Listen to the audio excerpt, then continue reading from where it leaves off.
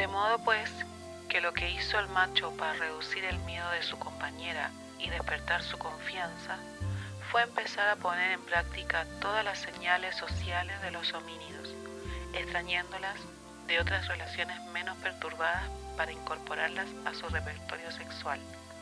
De hecho, le decía: está bien, mira, estoy de tu parte, piensa que soy tu camarada, tu bebé, tu hermana, tu padre, tu amigo.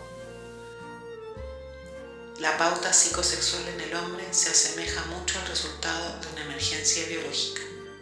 Muy buenos días, buenas tardes o buenas noches, amigo o amiga. Te doy la bienvenida a mi canal, soy María Elena y ponte cómodo porque vamos a partir con todo, delirando con un resumen muy escueto de lo que ha sido más o menos la evolución de este tema tan complejo como es el amor, a través de la literatura. ¡Empezamos!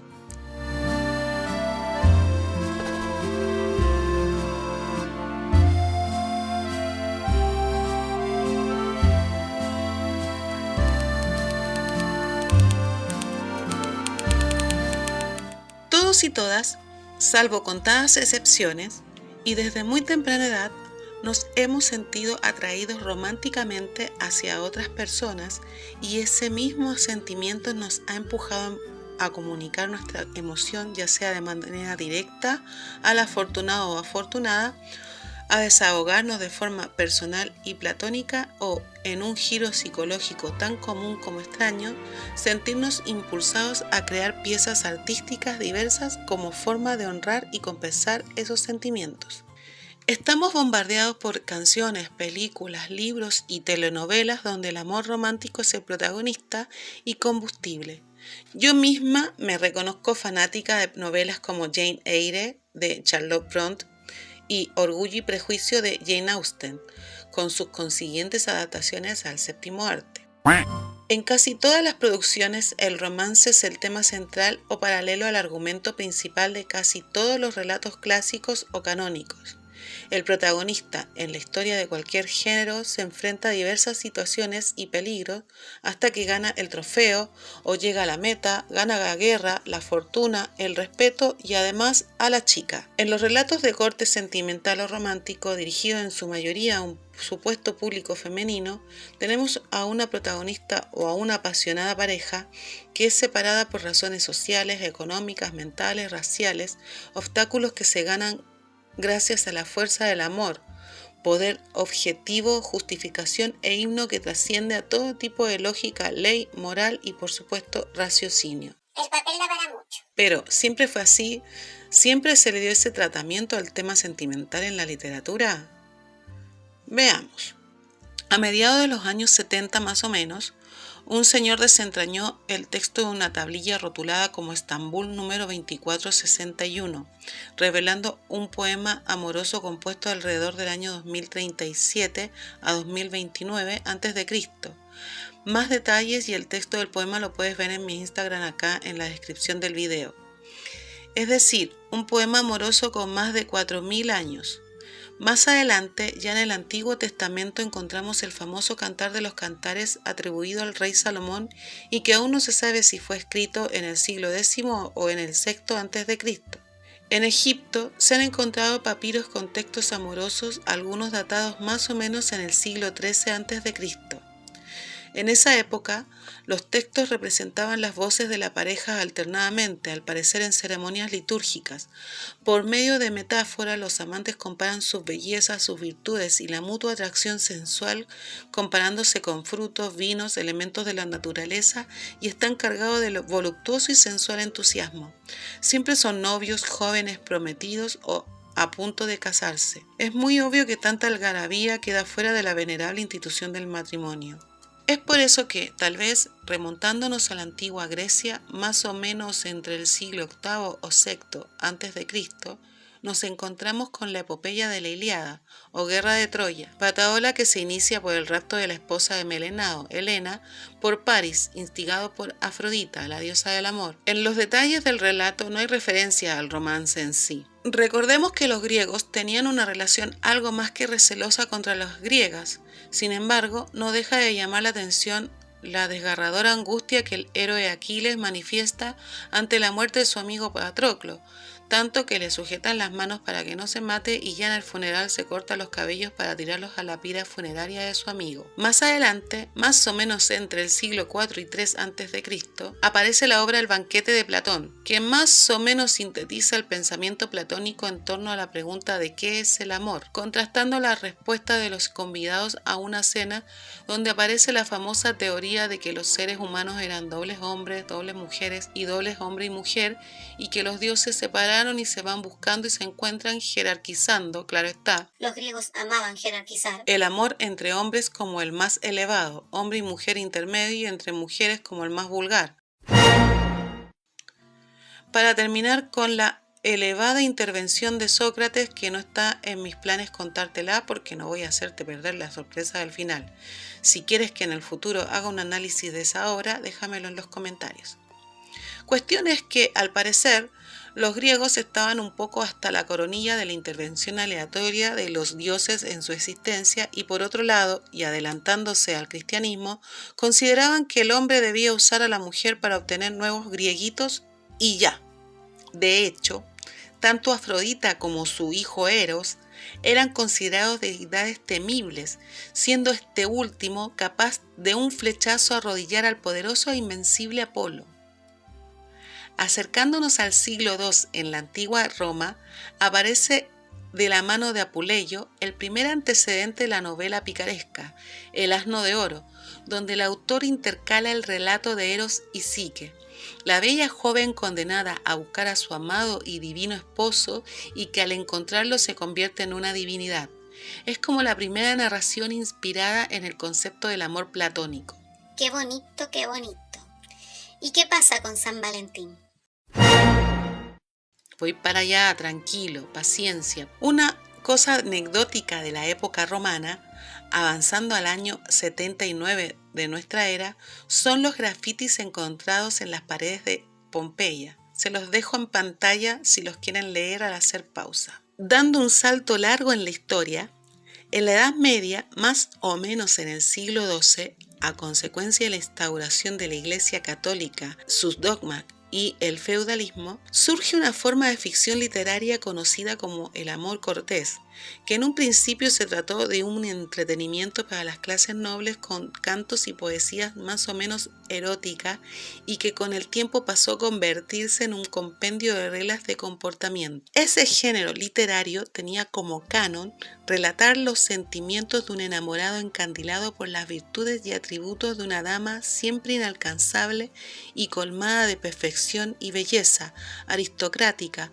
por quien el caballero profesa una total y gozosa sumisión a un nivel tal que lo inspira y ennoblece, pese a que casi siempre se trata de un amor adúltero que debe mantenerse en secreto. Se puede enmarcar en este contexto la historia de Sir Lanzarote y su romance con la reina Ginebra, esposa del rey Arturo. Podemos decir que el poema La Divina Comedia, obra maestra de la literatura italiana y universal, escrita entre 1304 y 1321, es el máximo ejemplo de este género. En el poema, Dante Alighieri relata cómo el personaje principal de la trama es redimido y purificado por medio de un periplo ascendente desde lo más profundo de los infiernos hasta el mismísimo paraíso, guiado por la intervención divina de su fallecida y preciosa y virtuosa Beatriz, que desde los cielos intercede por él. ¡Qué bonito, qué hermoso!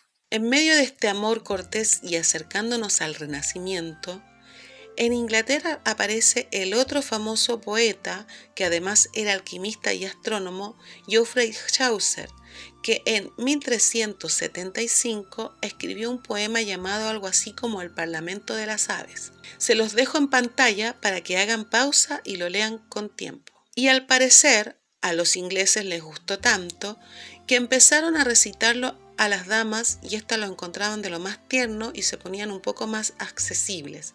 Y bueno, en la descripción les dejo un link con el resumen que hacen de esta anécdota Pascu y Rodri, los genios detrás de Destripando la Historia.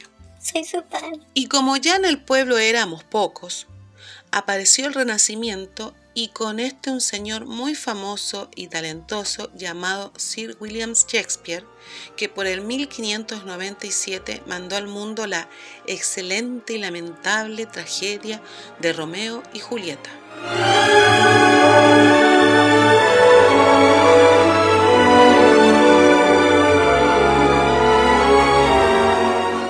No manosearemos el conocido argumento de la historia de dos jóvenes enamorados pertenecientes a familias distintas que antes de verse separados mueren trágicamente uno en brazos del otro tras un breve y apasionado romance. Lo interesante de esta obra, que si bien no fue un invento original de Shakespeare, es que aglutina en su temática varios elementos del Renacimiento, como son principalmente la lucha por la autonomía representada en la rebeldía juvenil, el antropocentrismo, pues los amantes se centran en sí mismos, en sus deseos y sentimientos y no les importan ni la iglesia, ni la moral, ni sus respectivos orígenes.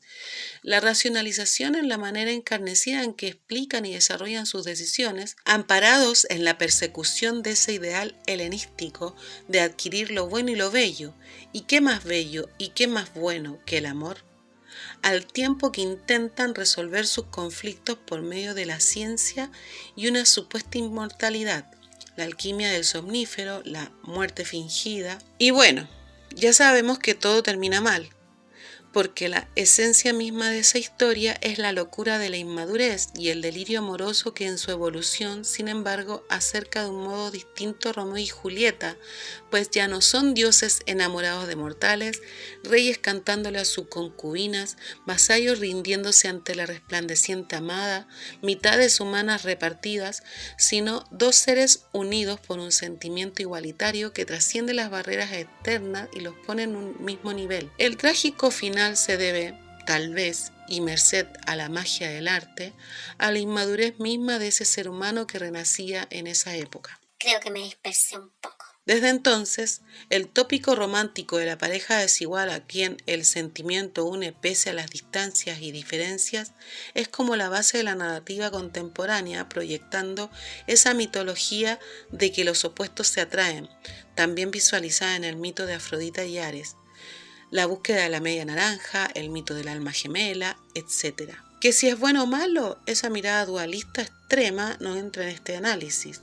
Lo que sí me parece interesante resaltar, por un lado, es que la narrativa del romance o de la pareja desde el principio de los tiempos no es más que una sublimación del necesario acto reproductivo que en algún momento de nuestra evolución como especie al parecer sufrió un traspié biológico sin precedente que nos obligó a buscar maneras creativas para hacer agradable el acto y así no extinguirnos, por esa extraña relación entre la pérdida del amor y la vida o el sentido de esta que se experimenta de forma tan irracional. Problemática que hasta el sol de hoy no la hemos resuelto y en esa búsqueda incansable hemos dado forma a las más diversas obras literarias y artísticas que, quieranlo o no los comerciantes, han moldeado la idiosincrasia de al menos la mitad del planeta. Además, Shakespeare y todos los artistas a través de la historia le ha dado de comer a generaciones completas. ¿Qué decir de Geoffrey Chaucer y la celebración de San Valentín?